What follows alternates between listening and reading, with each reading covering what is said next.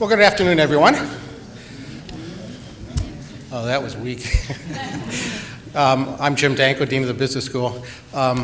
We actually have some of our alums are in the media and entertainment business, and I was fortunate a couple weeks ago to have one of our CBS execs host me at the David Letterman show.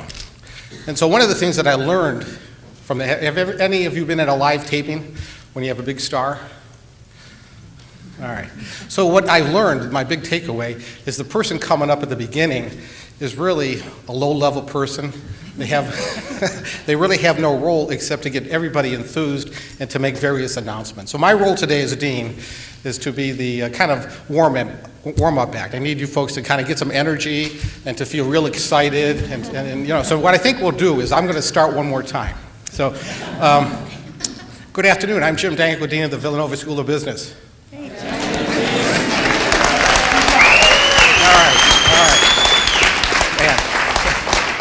Perfect. Okay, now that's half of what I expect you're going to do. We certainly want a big Villanova welcome for our guest here today. The other thing that I also learned that the warm-up act does is he reads notices. And so I want to just notify everyone that this event is being videotaped. So by attending, you're given your consent to be filmed and have your likeness, both audio and visual, used in any subsequent recording or media stemming from this event. How's that?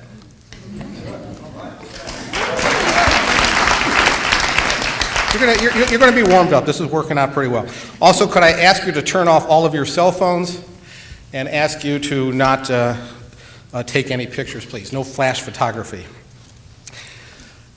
Well, anyways, welcome students, faculty, staff, alums, visitors. We're really pleased to have you here. This particular event is known as the Joseph F. Azraq Distinguished Speaker Series. Was very fortunate a couple years ago to connect with Joe Azraq, and what Joe wanted to give back to the school was some resources so that on a regular basis we could bring speakers to campus that could speak on issues like leadership, entrepreneurship, social responsibility. So I'm very pleased. This is our second in the series of Joseph F. Azraq events, and I want to thank Joe Azraq for his generosity in supporting this particular event. I'm also pleased that this is the inaugural event for what's referred to as the ICE Center. And the ICE Center stands for Innovation, Creativity, and Entrepreneurship. We recently launched the center. We were doing some test of this for about a year or two in a variety of ways.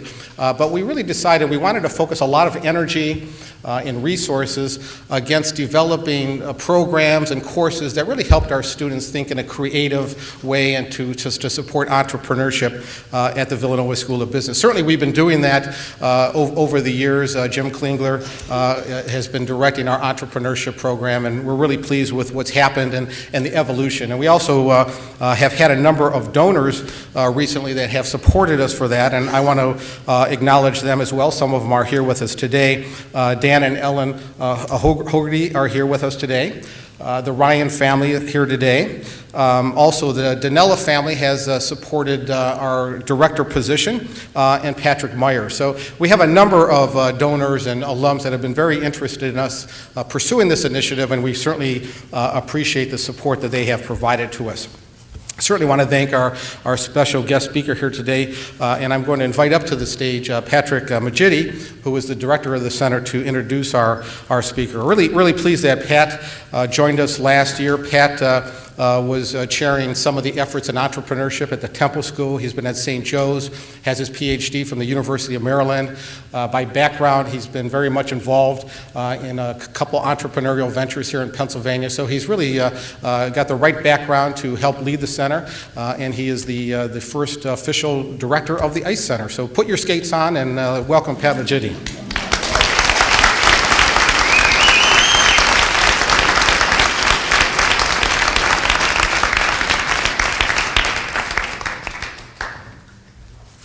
Well, thank you, Jim. If you're the low-level opening act, then I don't know where that leaves me, actually, so I'm going to do my best. But I wanted to say a few things about the ICE Center, so I hope you'll bear with me before we have our guest. So as director of the, I wrote down these notes, so I want to make sure I hit these points, right? If you're in my class, you know that I don't normally work off notes, so bear with me. So as director of the Villanova School of Business, Innovation, Creativity, and Entrepreneurship, the ICE Center, I really do want to welcome you all and thank you for being here. Before I really officially start, I want to point out a number of people that without whom we would not have this event at all. So I just want to recognize, and first and foremost, Dean Danko for his support of the ICE Center, Dr. Jim Klingler, who's the Associate Director of the ICE Center, Madonna Marion Landis, she's the Associate Dean of VSB External Relations, Liz Field, Andrea Carter, Sherry Weston, Vicki Forrest, and Sharon Ballard, the ICE Center's Administrative Assistant. I'm grateful to all of you. Thank you so much for your efforts for putting together today's event. The ICE Center has been created to foster a culture of creative, innovative, and entrepreneurial thinking within the Villanova community. So from this perspective, we think that the mission of the ICE Center is something more than a supporting mechanism for students that are starting their own business. And it's much more. Yes, the ICE Center does provide the type of support that those students require, and yes, we do sponsor or co-sponsor events like the Beyond Ideas program, the Social Entrepreneurship Competition. We sponsor faculty research, faculty travel, development of these types of initiatives. But the larger mission of the ICE Center, as Jim pointed out, addresses trends and issues that could impact anyone in this room and really even beyond this room. So specifically, I just want to talk a little bit about some of those trends. So specifically, we know that technology and globalization have really enabled a lot of day-to-day functions. Some of the jobs that our students would normally get, they've been either outsourced or centralized or eliminated altogether. So some examples that I think of are X-ray technicians who are reading your X-rays from a centralized location far from where you've had your X-rays done, right? You have software that allows individuals to do their own taxes without accountants. Websites offering prepackaged estate planning without lawyers, and engineering projects being outsourced to low bidders in the global market. So in short, anything that can be coded or digitized is either cheaper, being done more cheaply, or faster than it has in the past. So it may not be enough for us to learn about our functional disciplines anymore. The skills of being an engineer, an accountant, a chemist, a lawyer, a radiologist, we need these to be successful, but there's something more, right? So what is it that makes this difference? What will it be in the future? Well, the answer, we believe, lies in the development of our creative right brain capabilities, you may hear this called. It's not to say that these quantitative left brain skills are not valuable, but it's becoming increasingly the case, increasingly important to enhance this traditional knowledge with an ability to think creatively, to innovate and to recognize new opportunities. This is the definition of entrepreneurship. So in other words, we have to think entrepreneurially, whether we do this within existing organizations or through starting up new businesses, right? So we can do it in both places. More and more, existing companies are explicitly placing value on employees with these types of skills. Companies like W.L. Gore, the makers of Gore-Tex, and Google are encouraging employees to take 10 to 20% of their time to work on their own projects, develop their own business opportunities within these existing companies. Locally, Merck Pharmaceuticals now assesses job applicants based on their ability to think creatively, and in some cases weights the criteria more heavily than any other factor. Clearly, existing companies are recognizing the value of innovation and entrepreneurial thinking within their organizations. Right here on campus, we have a number of student entrepreneurs that are thinking about starting their own business. But we also have many, many other students who may not think of themselves as entrepreneurs. These students spend much of their time thinking entrepreneurially about creative ways to enhance the next Habitat for Humanity trip, or innovative ways to improve the annual Special Olympics Fall Festival, or ways to increase the impact of the next Engineers Without Borders trip to South America, or any of the other countless campus initiatives. You can see the importance of value and value of innovation and creative thought and entrepreneurship applies to more than just Fortune 500 companies and new business startups. So by its very nature, the ICE Center is multidisciplinary. We are located in the Villanova School of Business, but we do encourage accounting majors to learn about the creative process of the theater, the astronomy major to learn about the design principles of engineering, and the dancer that wishes to start their own dance company to seek advice from their business school colleagues. Despite the various languages of our disciplines, we have much to offer one another. To that end, the ICE Center serves as a symbol to the Villanova community and beyond of our commitment to nurture students so they stand out in the marketplace as creative and innovative thinkers. Our students are already known to be among the best, most well-rounded there is. Applause. Good. You deserve that. You deserve that. We're among the best and most well-rounded there is. The ICE Center seeks to provide opportunities to develop and highlight their entrepreneurial spirit as well. So without further ado, I'd like to introduce someone, our guest speaker today, that really highlights the multidisciplinary principles of the ICE Center. So I have a brief introduction here. He was born in Kittery, Maine, and graduate of Providence College, a Catholic university in Rhode Island. You should know that Providence is ranked #2 in the northern U.S. for all universities in the master's level. It's taken him some time, but as of today, he will be able to say that he's finally made it to the #1 school. He was the theater department's top graduate that year, by default, since he was the only graduate in the theater department that year. But still, it was a good sign of good things to come. He has guest starred on more than 50 television shows and movies, including Frasier, The X-Files, Melrose Place, but he is best known for his role on Seinfeld. Seen in 85 countries, it is the #1 syndicated show in the world. His unique portrayal of the wry and witty J. Peterman led to dozens of award-winning advertising campaigns for companies such as Xerox and the Travel Channel. In 2005, he starred in season 1 of Dancing with the Stars, where he officially won the series with the highly contested Dance-Off.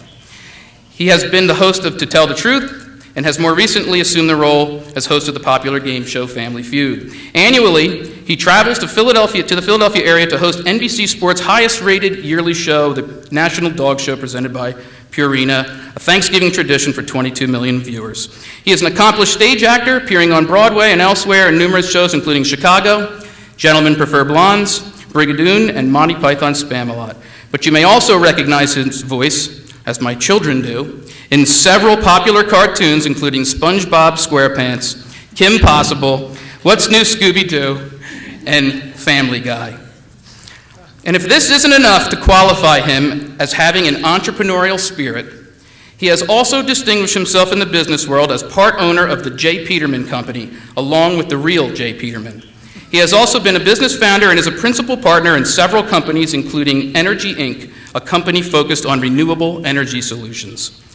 Finally, it is my pleasure to introduce one of the busiest and most versatile television and film actors, a Screen Actors Guild Award winner, a show host, advertising spokesperson, composer, writer, single-digit handicap golfer, and entrepreneur, a man who embodies the innovative, creative, and entrepreneurial principles of the ICE Center, Mr. John O'Hurley.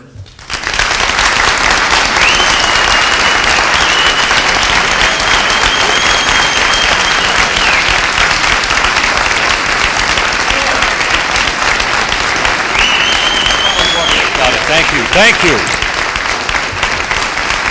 Oh my goodness, thank you.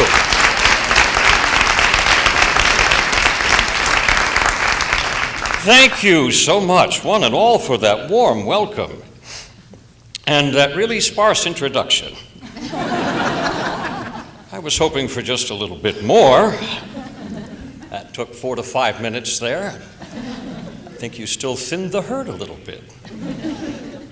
So if you don't mind, ladies and gentlemen, I would like to begin again and introduce myself. Ladies and gentlemen, he is the man who killed Seinfeld. In a career that began more than 25 years ago with a badly lip-synced version of The Yellow Rose of Texas for a K-Tel record commercial of Mitch Miller's greatest hits. Since then, he's managed to kill 3 series of his own, 4 soap operas. He's guest starred on more than 50 television shows. Not one is still on the air. And during sweeps, that golden week in television ratings, he managed to take not 1, not 2, but 3 shows off the air in 1 week. Ellen, Seinfeld, and Damon, ladies and gentlemen, the Grim Reaper of television, John O'Hurley.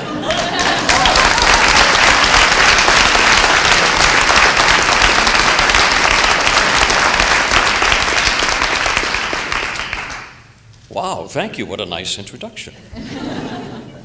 The Grim Reaper of television, indeed. But what I have discovered, ladies and gentlemen, is that the byproduct of my ability to kill series and my ability to become an advertising spokesman for such companies as Xerox and show my appreciation by knocking their stock in half is that you become a celebrity. And you become a celebrity simply when you start doing things that you have no business doing. Like this. And I'm reminded of this every year when NBC calls and asks me to host the National Dog Show, which we film right here from Philadelphia. The National Dog Show, the #1 event on NBC now all year long. 25 million people watch this. None of its scripted series or any of its shows are as successful as this 2-hour dog show. Ladies and gentlemen, I live in an airplane for 300 days a year. I have 2 dogs at home that treat me like an intruder. And yet, I get to host the National Dog Show on NBC. And it gives me an opportunity each year to say some of the stupidest things that I have ever said on television. The first year that we began the National Dog Show, they had brought the English sheepdog up to the judge, who was this rather elegant, large woman in her evening gown, and the tuxedoed handler brought the sheepdog up to her. And if you don't know what a sheepdog is, it's 78 pounds of hair and 2 pounds of actual dog. And so she walks around and she starts putting her hands all over the dog. And I turned to my co-host, David Fry, the most knowledgeable man in the world of dogs, and I turned to him and said, David, explain to us what she's doing. And he said, John, she's putting her hands on the dog. She's checking to see if the shoulders and the hips are in alignment with the perfect specifications of what the AKC guidelines are for an English sheepdog. He said, because you can hide a really bad dog with a really good haircut. And I said, you're telling me? I went to junior prom. And then so she walks around to the front of the dog and she starts picking up all the hair on the front of the English sheepdog. And I said, David, what is she doing now? He said, she's looking for the eyes, to make sure that they are positioned where they should be on the jaw structure, and also to gauge the attentiveness of the dog. And I said, well, if she picks through all of that hair and she finds only one eye, she's got the wrong end of the dog.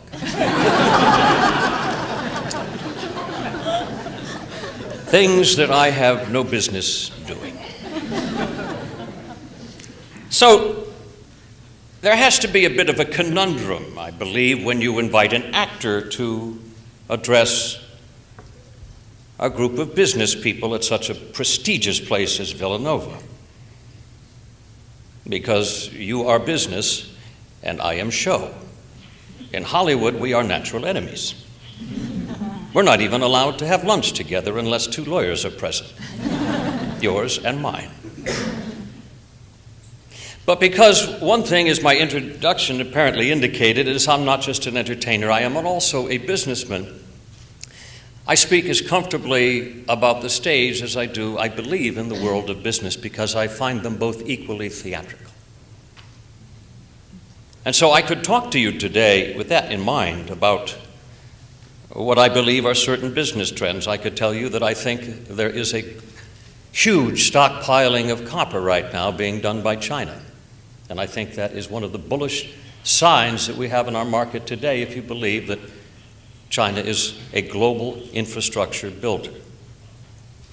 I could talk to you also about the word bandwidth, which is going to be what the next 5 years is to what the entire dot-com structure was back in the 90s.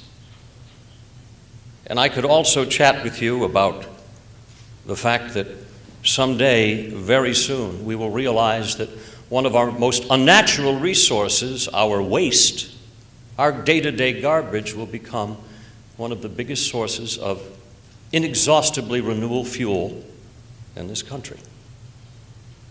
Now, I could chat about all of those things because those are within the realm of my business experience and my venture experience right now, but I honestly believe that that would be a little bit like having the experience of being in front of you today and really missing the meaning. It would be like as though I had paddled my canoe up to the dock and shown you all the fish that I'd caught, rather than engaging you in a conversation as the sun was setting about the gentle art of fishing. So, I want you to grasp one thing today, that if I have been successful at all in the world of entertainment or in the world of business, it is because I have held on to one particular tenet most of my adult life. And so I want to take you back, and I want you to join me. Back in June 21st, 1991. The date was significant because it is the summer solstice, longest day of the year, and I was on a cruise just north of the Atlantic. We had just pierced the Arctic Circle. Of course we had. I'm J. Peterman.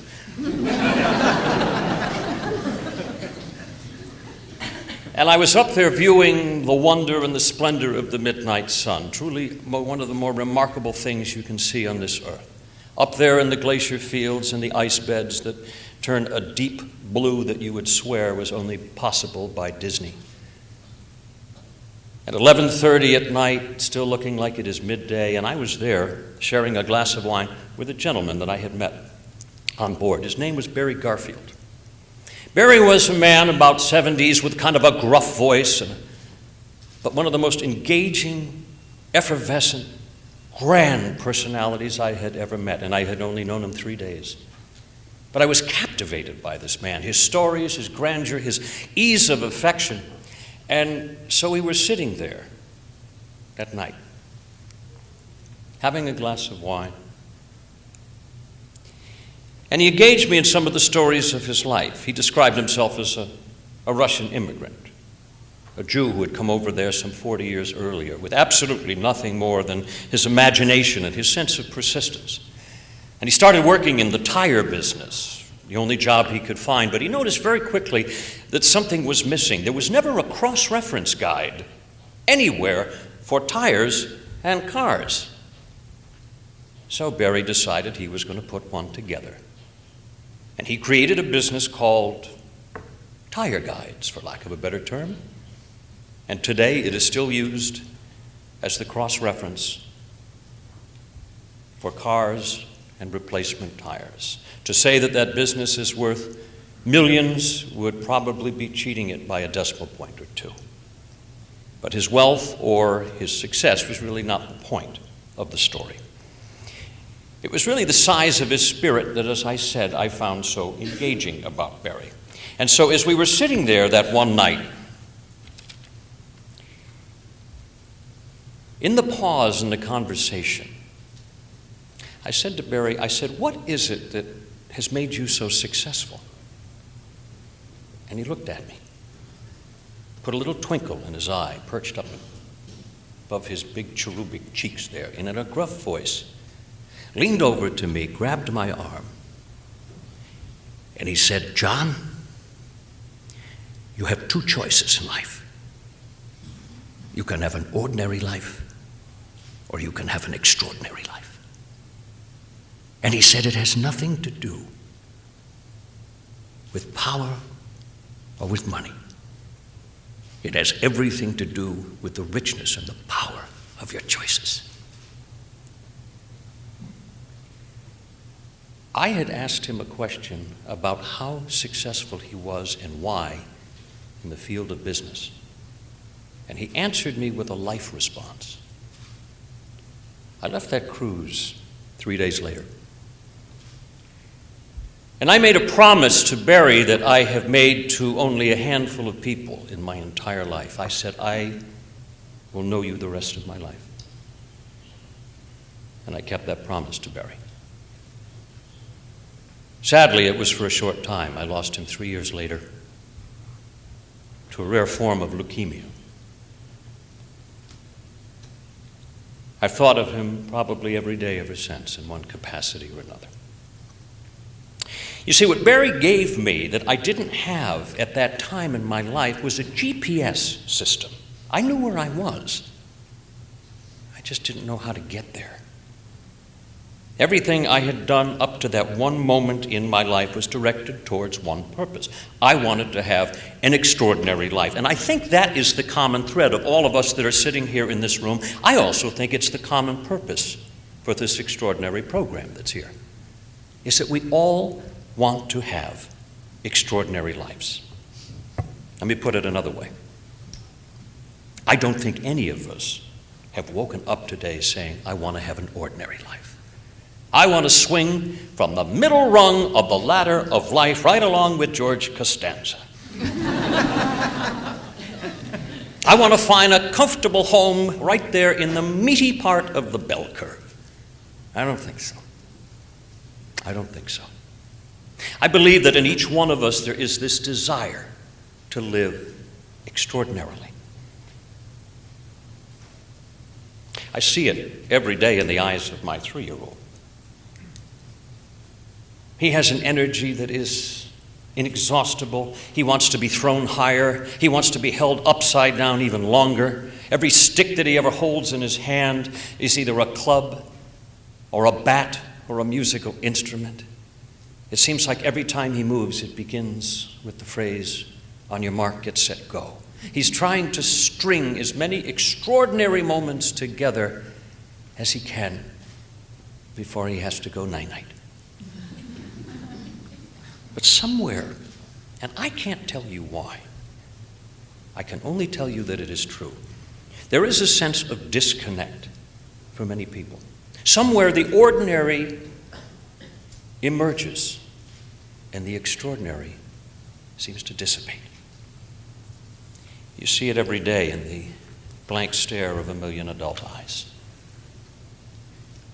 I believe that we don't choose ordinary lives. We settle for them. But what is an extraordinary life? You see, Barry left me with a wonderful answer that sounds kind of shapeless and very theoretical. I'm not suggesting that life has to be one continuing adrenaline rush full of extreme sports and bungee cords and mosh pits, for heaven's sakes. No, that's not an extraordinary life. That just makes you uninsurable. I've given the notion of the extraordinary life a great deal of thought. I've talked about it quite a bit. I've spoken about it quite a bit. And so I just attempted to define it by looking at the qualities that were common in all the people that I thought were living it. And yet all were remarkably different. Some were wealthy, some were not. Some were public, some were powerful, others were very private. But I thought back to what Barry said. It has nothing to do with power. It has nothing to do with money. It has everything to do with the power and the richness of your choices. So in order to define the extraordinary life, we really need to find the elements that are common to all of them. And so, for your consideration over the next few minutes, I want to take you through what I now refer to as the Peterman Guide to the Extraordinary Life. It is not a religion. It is not a cult. It is not even a school of thought. It has no gift shop. We accept no donations of any kind. But I present this as an idea for those of you that are trying to look past People magazine to find a more meaningful life. And I present it as a template for those of you who are listening to me right now who believe that you are living extraordinarily and want to have a chance to congratulate yourselves. The extraordinary life has 3 characteristics. that I have determined that are common to all. And that is accomplishment, balance, and meaning. And here's the catch. You got to have all three. Not one, not two, all three. How do we get there? Because these are, just by the nature of what they are, rather result-oriented. We get there by what I call imagination, contemplation, and appreciation.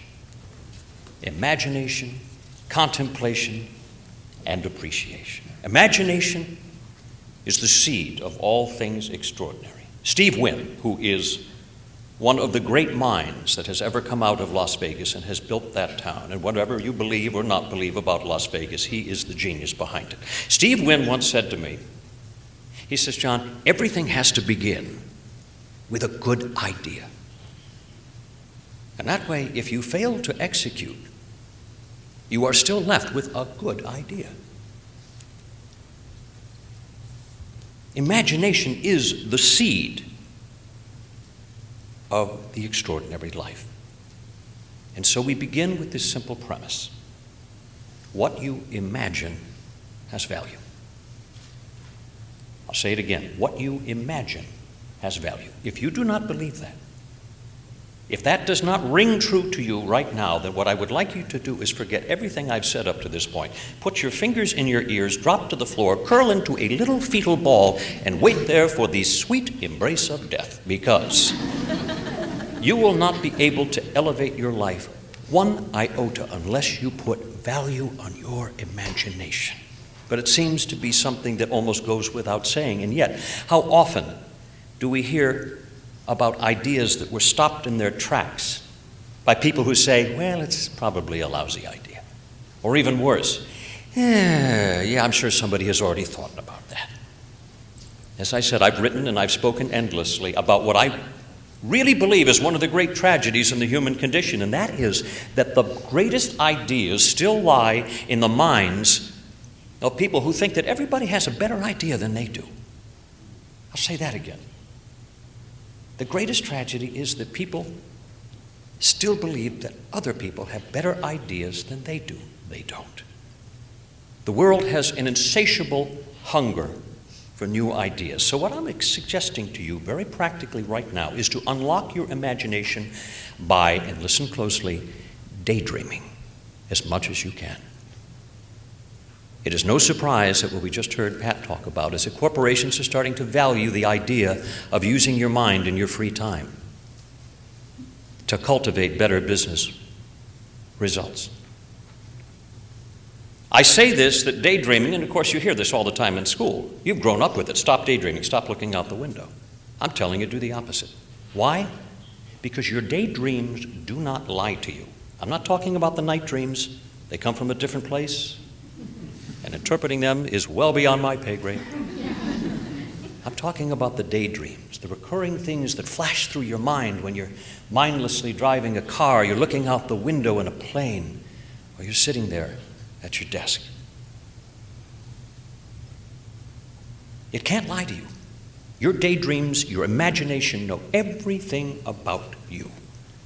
They know what you're capable of, they know what you're not capable of. They figure this all out before the image is allowed to appear.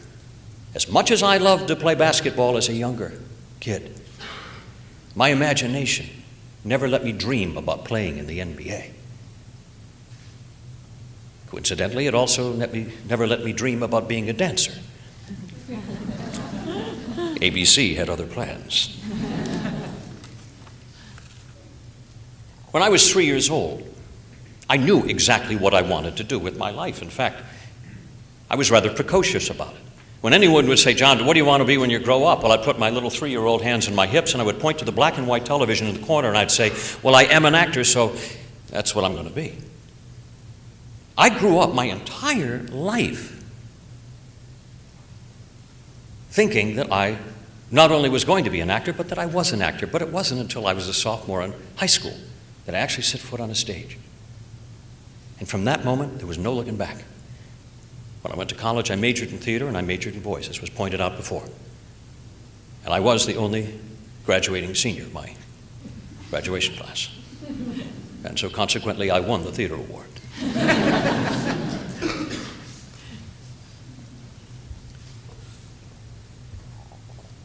I was heading towards a career that was the result of an imagination. That wasn't until the day after graduation.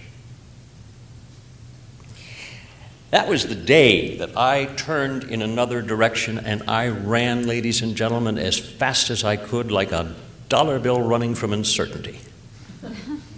I was like a deer in the headlights when it finally occurred to me. I knew how to sing, I knew how to dance, I knew how to act. I had no idea how to make a living at it. I didn't have an agent. I didn't know anybody in the entertainment field. I'd only been to New York twice in my life, even though I only lived 100 miles away. I had no idea how I was going to be successful.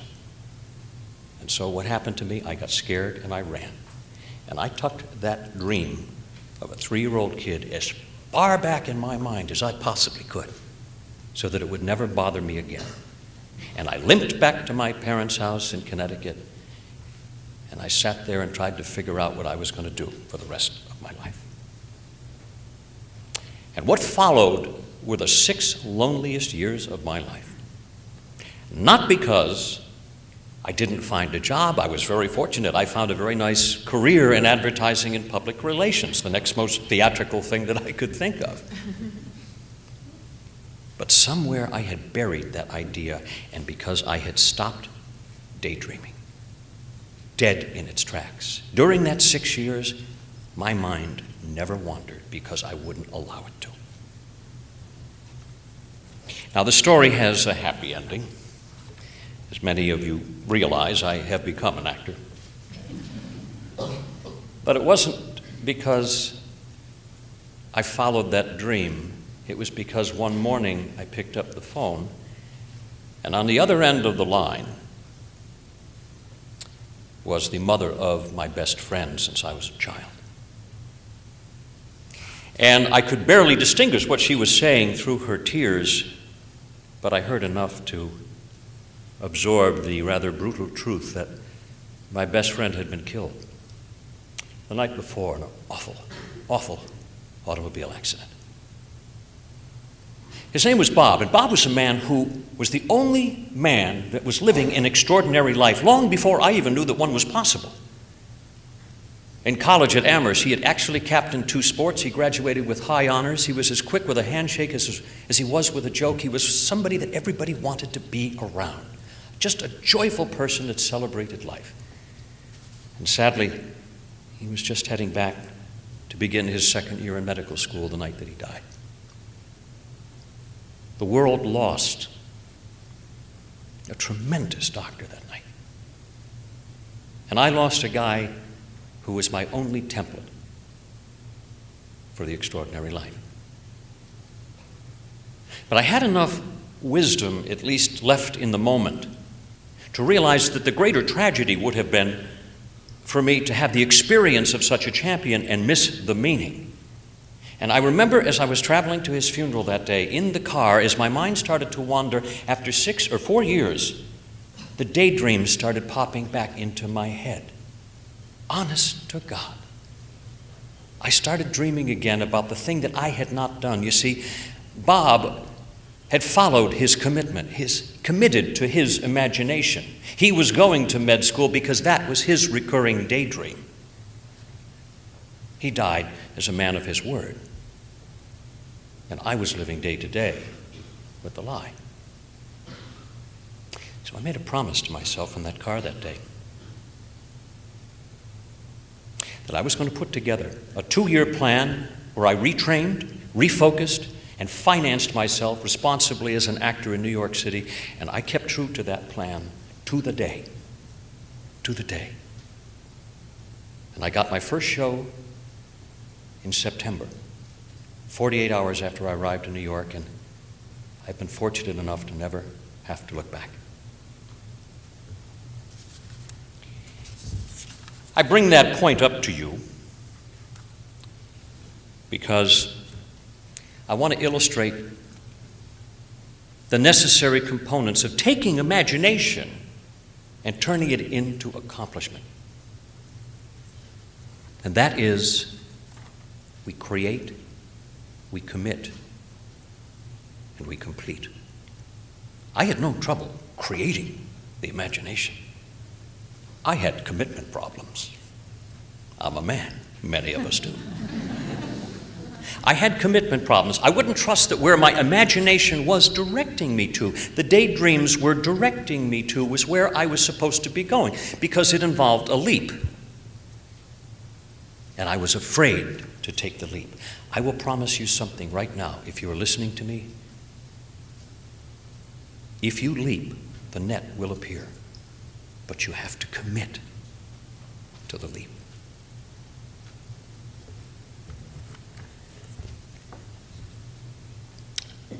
I'm suggesting that we become men and women of our word. I wrote in my second book a chapter, which was one of my favorites, and it was entitled, "When All Is Said and Done, More Was Said Than Done." How often do we hear about great ideas that were dropped at the 5-yard line and never taken over the goal? The world seems to be littered with them. So I invite you today to make a promise today to yourself that you will daydream more, that you will commit to a plan for that daydream, and through persistence and discipline, you will complete what you imagine. It will make all of the difference in your life. I explained that the second element of the extraordinary life was balance. And this is the thing that I love so much to talk about. Balanced people are fascinating because they stand out in a crowd. Not because they're vivacious, but because the exact opposite, they are still. They're unshakable. They seem to move in and out of time, undisturbed by the hustle and the bustle. When you engage them in conversation, they look you directly in the eye, as though you are the most important thing, and they listen. You see, I find balance to be one of the most important qualities that we can develop as human beings. And balance, I said earlier, is achieved by contemplation. Now, I'm not suggesting we all drag out the yoga mats, although that may work for some people. Contemplation is an activity that teaches us simply to be still and to listen. It leads us away from a preoccupation with the past and the future and delivers us right there into the open arms of the present moment. Because you see, whether we like it or not, ladies and gentlemen, we are all saddled with the burden of time. It is the greatest difficulty that man has. We live in the past, we live in the future. By living in the past, we call that, let's say, regret. We live in the future, we call it worry. But the only place that there is true meaning is by living in the present moment, because that's where the richness and the stillness of life really are. You can't think of a moment that's really outside of time. It's the measure of all of our activities. Even our language is constructed to explain how we're going to use time. But contemplation, as I say, is the method that we remove that. It's the purpose of prayer, it's the purpose of meditation, it's the purpose of a vacation, to take the compression away of what time is and allow us to really reach out and to enjoy the stillness of the moment. Dogs are a magnificent example of this. As I've written in both of my books about the life lessons that dogs teach us, I do remind people of that, about living in the present moment, and dogs are a wonderful example because they only have two notions of time, now and never. Once you leave, they think you're never coming back. But as long as you're with them, they are there for you. You are the most important thing. They look you straight in the eye. They also have a wonderful sense of that stillness of forgiveness. And if you don't believe me, try and discipline a dog for something that he did 15 minutes earlier, and I guarantee you, he will have forgiven you or himself long before you will ever have.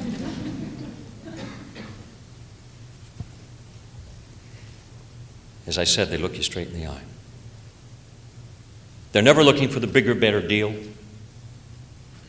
They're not trying to engage another conversation across the room. Imagine how rich our relationships and how rich our world would be if we offered each other the same consideration. So, what I suggest to you in our attempt and our quest for the extraordinary life is, as often as you can, find a way to be still and to listen. Well, we're almost there. The third element. The final element of what I conceive to be the extraordinary life, and that is appreciation. Appreciation is simply our ability to give back, and that's what gives our lives meaning. What a strange irony. What we give away is what we get. I want to tell you a quick story about what I mean by giving back. A gentleman friend of mine, aptly named Bobby Jones, a tremendous golfer, but not the one from the 1920s. He had a foursome that he played in every week down in Houston, and sadly one of his friends in the foursome passed away of cancer suddenly one week. And in their loss and their mulling around and still trying to keep the foursome together, these three guys who were all wonderfully innovative businessmen decided that to have the experience of him, they would also not miss the meaning. And so they created this thing called Golfers Against Cancer. And it's one of the most fascinating uses of imagination in fundraising. It has never existed in this template before.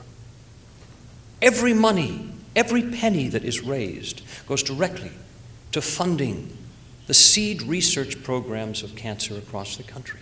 No one has ever thought of doing this before. Why? Because, as I said before, everything has to begin with a great idea. If you reward the seed of the idea, it can grow. In 10 years, this little group that was founded out of three gentlemen that lost a fourth raised over $20 million in grassroots dinners, golf tournaments all across the country. Every single penny has gone into cancer research. 200 projects have been started. 200 projects that would have waited 2 to 3 years for the government to fund them just the smallest amount of money. They were able to get them the money in 2 to 3 weeks. 40 of those 200 projects are now being used as established cancer therapeutic regimens right now. What a wonderful story about appreciation, about giving back. That the only way I can appreciate how grateful I am for the gift of life is by giving back. And they were a perfect example of it. But it's not just in the grandiose acts, it's in the small day-to-day acts, the moment to moment. The handshake, the embrace, the word of encouragement, a smile.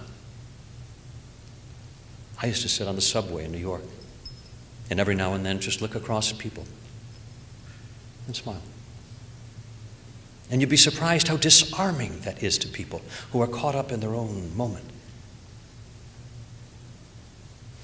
But how wonderfully freeing it is when they return the smile.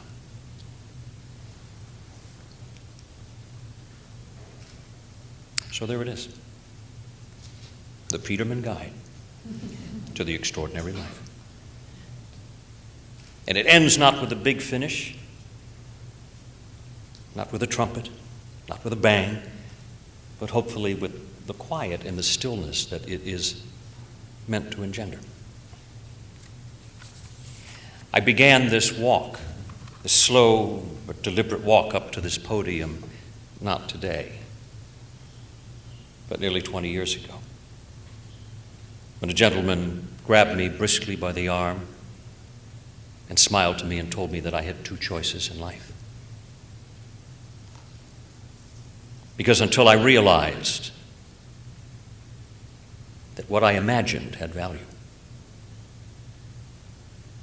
that if I committed to what I imagined and completed what I imagined, if I believed that by being still I would invite in the whole joy and explosion of what it means to be a human being. Until I realized that my only value in life was not what I had, but what I was able to return. Until I realized all those things, I would have done that slow, deliberate walk and arrived on this stage, and I would have had nothing to tell you. So I will close with the words of J. Peterman, a man of mystery, occasional wisdom, but mostly lunacy. These were actually the words that I wrote in a letter to Jerry Seinfeld, to the cast and the crew, as we ended Seinfeld now some 10 years ago. And it was published there in a full page in Variety magazine.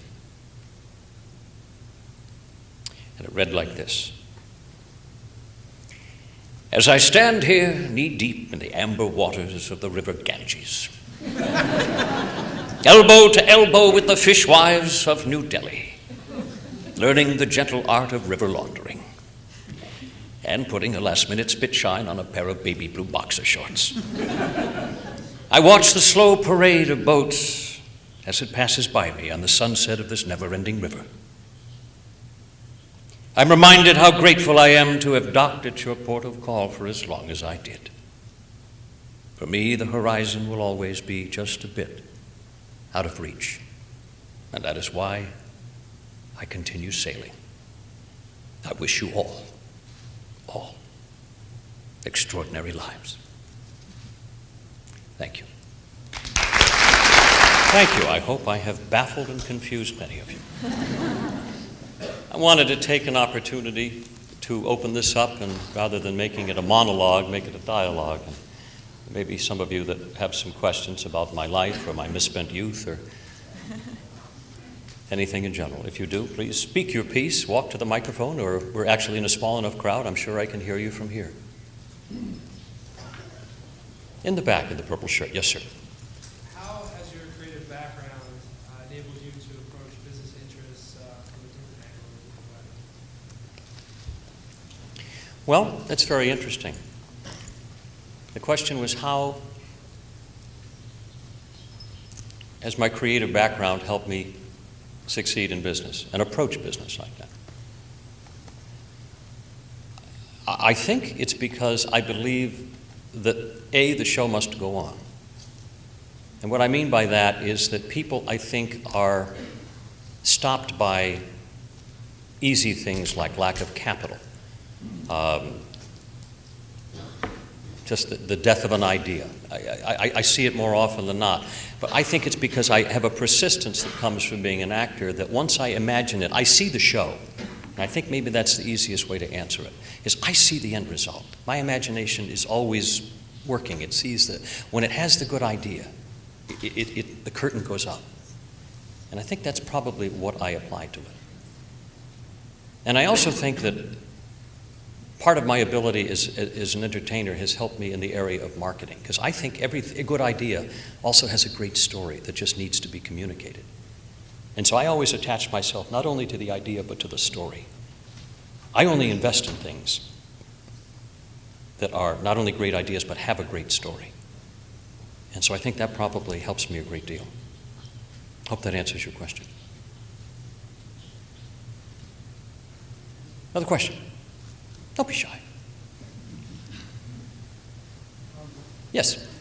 Where do you see like the biggest business opportunities for like young college students as ourselves in the future going forward? Where do I see the opportunities? Well, I would say in software right now, somewhere within the IT world. I just think it's going to be, I think entertainment and software are going to be infused in a way that only you know about. I think right now in Hollywood we're operating under an antiquated structure, and I think because we are no longer a mercantile society, we're a consumer-driven society, that we have one product left, and that's entertainment. We've lost our cars, we've lost everything else, we have kind of farmed all that stuff out. But I would say in the merger between IT and entertainment, you're going to find extraordinary opportunities. But I don't think we're going to define it. It used to be that if you were a USC film graduate and you were in the director's program, you had to work your way up, and maybe by the time you were 35, you got to apprentice your way and observe enough where you'd actually get maybe the networks to trust you on a show. That doesn't exist anymore. They're coming out at the age of 24 with better ideas than they are ever sitting in a boardroom at NBC and thinking about. The whole industry has changed. So to answer your question, I would say somewhere in the realm between IT and entertainment right now. I think there's extraordinary opportunities. And what I said before about the word bandwidth, I mean it. That will be the new .com. People who can solve the bandwidth issues of moving high-quality video over the internet onto the cell phones, that is going to be a huge thing over the next 5 years. Yes? Who were the 100 people they asked on Family Feud? Who are the 100 people they ask on Family Feud? It's a very good question, because sometimes they bewilder you with their answers. As in one of the questions, which was, what is the largest state in the United States? And the number one answer was Texas, according to 100 people. They are done as a survey. We get the questions. We have a small producer writing staff that actually comes up with the questions, and then they have to feed it out to an independent research firm that if they catch you between 5:45 and 6:30 at night while you're having dinner, you'll be answering those questions. We do have some of the funniest responses when I'm doing Family Feud. I tell you, there's something about taking families that would otherwise be normal and intelligent and giving them the compression of 3 seconds and putting them on television that makes them act like raving lunatics. I actually asked a grown man, well-dressed, the father of 4 there on the show. The question was, name a classic film that begins with the letter C, and he went, Seabiscuit.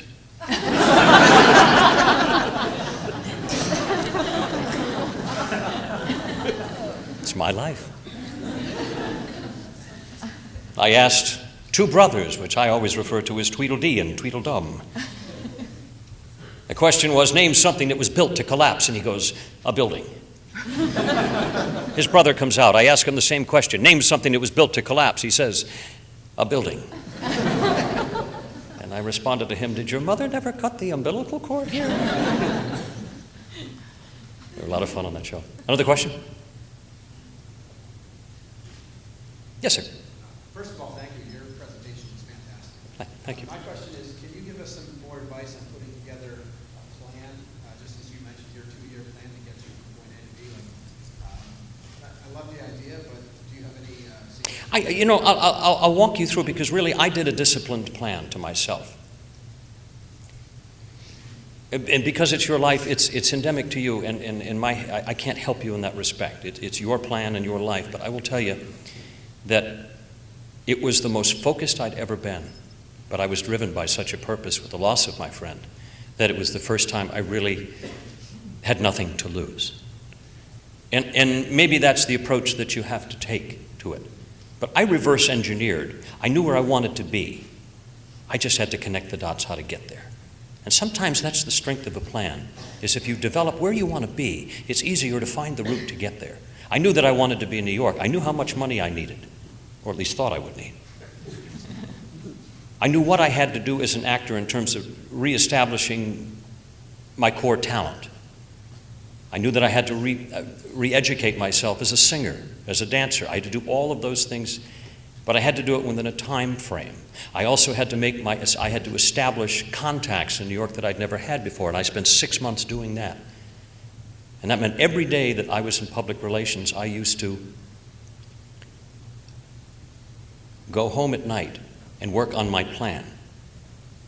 And I was public relations director for Yale School of Medicine for the Waterbury Hospital at the time. So I was moving up the corporate ladder in a way that was taking me in a direction that was so antithetical to what I was trying to do. And I actually, to keep me on plan, when I left the office on Friday night, drove 40 miles to a small restaurant over the border in Massachusetts where I became a singing waiter. And I did that just to keep my voice in gear and also to keep my heart in what I was doing.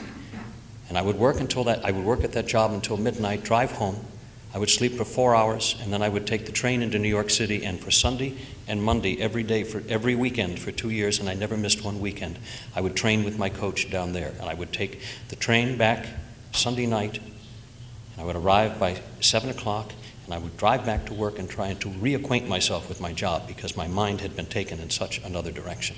And I did that for 2 years. So that was my plan, but it was really through the discipline that I think gave me the lubrication to do it. It was an easy plan because I had such a strong purpose, I think.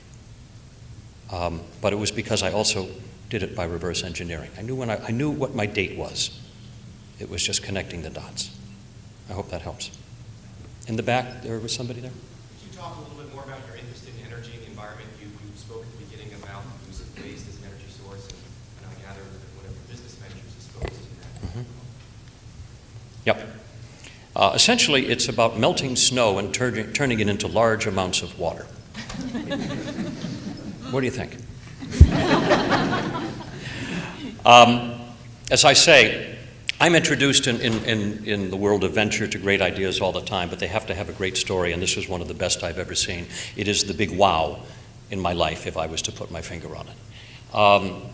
I stumbled upon a proprietary technology that basically can take large or adequate amounts of normal municipal waste and turn it into large amounts of energy with near zero emissions. It's not through a process of incineration, it's through a process of gasification, whereby something is superheated to 1800 to 2000 degrees, forms not any, and no oxygen is added, so there's no carbon release. It forms a synthetic gas. That gas turns a generator. That generator produces a large amount of electricity. It also produces steam. It also produces hot water. The gas is cleaned and then released without, or just what we say is near zero emissions. The trace emissions are probably less than your barbecue would put out over a whole year. The applications are extraordinary.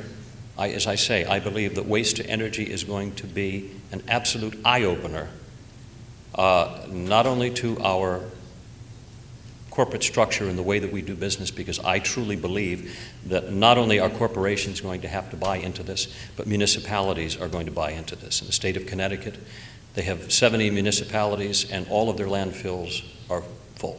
They are now transporting their garbage, as many states are, to New Jersey.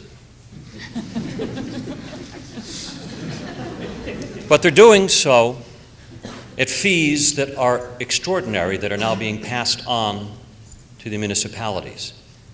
And so the lunacy of taking our garbage and continuing it as a liability and not realizing the wisdom of it being an asset is going to have to stop.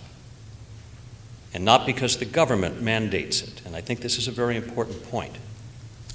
It's not because of the government mandate that any of these companies are coming online with us, with this energy technology. It's because it makes business sense.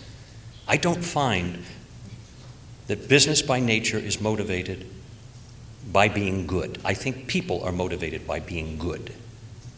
But business is attracted to a bottom line, and as long as you make it attractive to the bottom line with a technology, then it makes sense.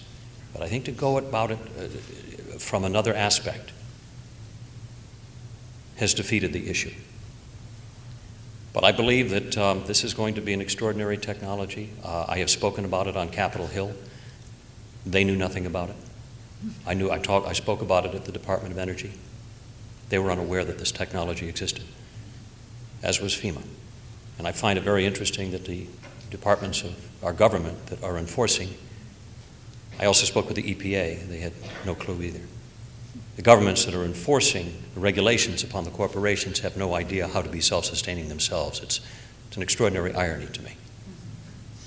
But I believe the solution. I always believe in the entrepreneurial mind, and I believe that solutions will come through man's ability to embrace technology.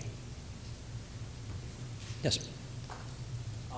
You spoke about how you were arguably fortunate enough to know at the young age of 3 years old exactly what that end goal was and exactly where you wanted to go.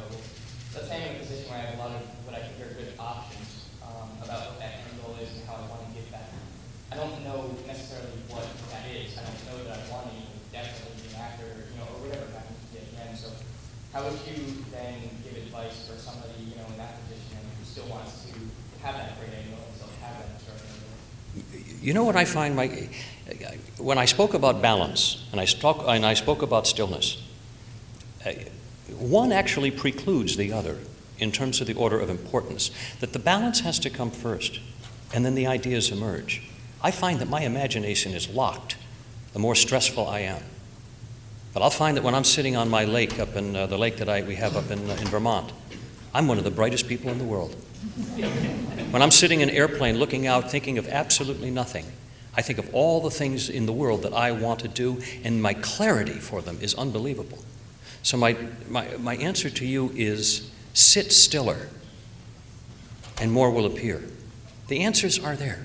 They really are. And I'm not giving you a BS line today, nice actor talk. I really believe this because I have lived my life this way. I've written 2 books because my imagination told me to write those books, not because I was an author before, not even because I even knew how to write a book. I composed 2 albums,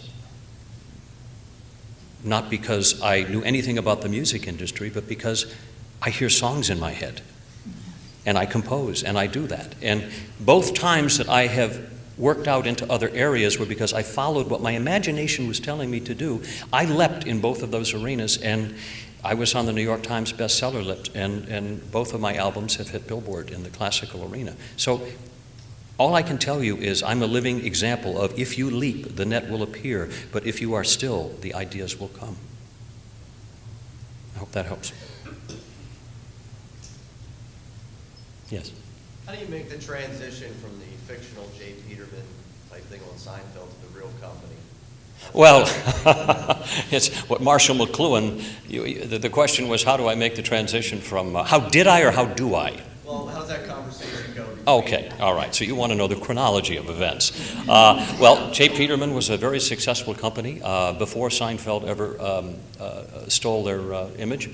And in fact, they cast me in 1994. I had no idea what J. Peterman was. They handed me the catalog and they say, we just want him to sound the way the catalog is written. And if you've never seen the J. Peterman catalog before, go to jpeterman.com and you will see the catalog that we parodied. It is the only catalog that Tom Hanks once said to me, the only one I ever read cover to cover. He says, I sit there in bed, read it to my wife, and he says, I use your voice.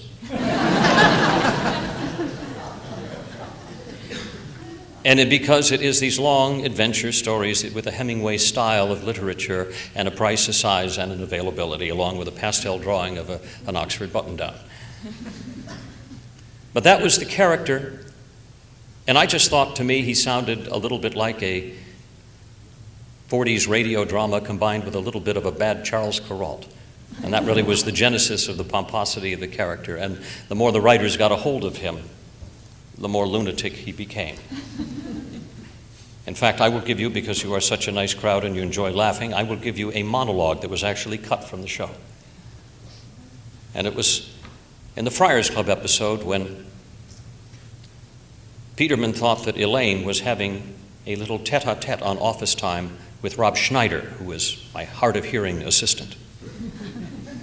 And so I was trying to play Cupid and encourage this little commingling. And I walk into her office and I slap down 2 tickets to the circus and I tell her that she and Bob could knock off a little bit early. And this was the monologue that they cut. She looked at me and she goes, Bob? And I said, Elaine, don't worry. I too am no stranger to love on the clock. As a young lad, my father apprenticed me to a honey factory in Belize. The chief beekeeper was his horrible hag of a woman with gnarled teeth and a giant wart that she called a nose. Ooh, she was not attractive even by backward standards. But love is truly blind, Elaine. And as the days went on, working closer and closer together, that sweet smell of honey in the air, I knew I had to have that horrible creature. And I did, so you and Bob have a good time tonight.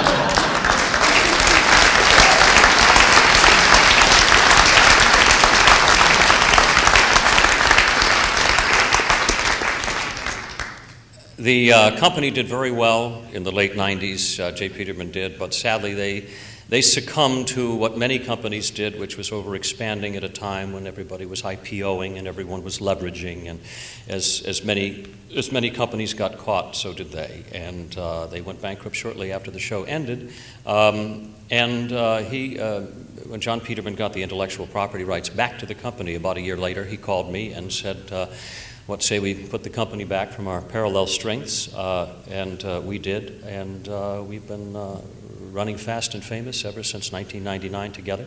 I think it's one of the more interesting, as I say, all of my investments have a great story, and that has to be one of the most enjoyable and the one that I have the most fun with. In fact, this spring, after years and years of arguing with the real J. Peterman in a boardroom, fists slamming down, reminiscent of Khrushchev in the shoe,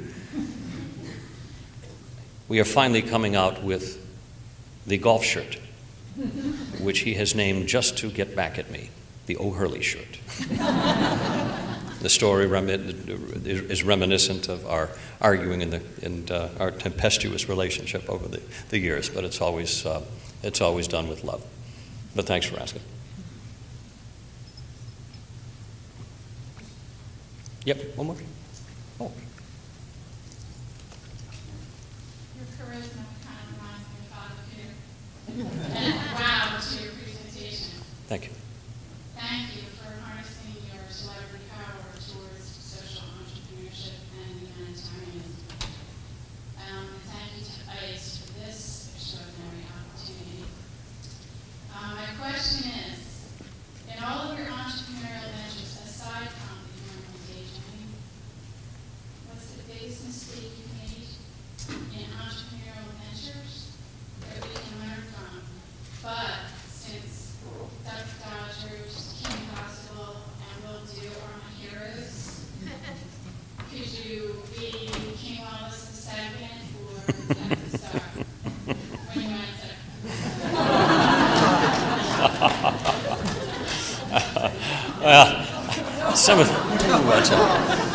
Well, that's a toughie. I can be King Neptune for a moment from SpongeBob, which would be, SpongeBob, that was quite a burger.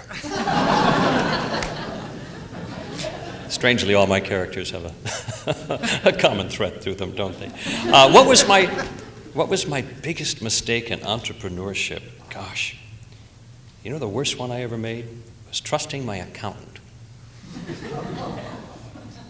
He put me in a business called payphones in New York City. But I didn't realize that he was having his daughter and her husband empty the boxes every night. And they emptied the boxes all right. And I lost every penny that I put into that thing. And I lost my accountant too. But that was the biggest mistake I made. And I think it was one of the things that actually spurred me on to being responsible, because I think it started with that. I think that's where I got my interest in investing first and then into venture second. I started off in equities and then I moved into actual venture. I think that's where I probably got, it was kind of the kiss off the hot fist there from having that first disappointment of losing so much money to someone that I trusted. And I think it was at that point when I decided I've got to take responsibility for my own self, that I'm really in control here. And so I think I started doing the fast track on learning more about business that I really had no experience in, but I was going to learn quick and needed to. Great, thank you. You bet, thank you.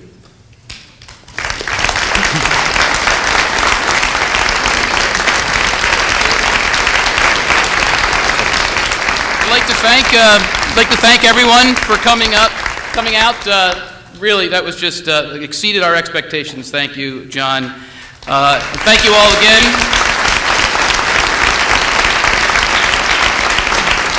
Please stay tuned for more programs and initiatives coming from the ICE Center. I hope that you enjoyed yourselves and have a good day. Take care.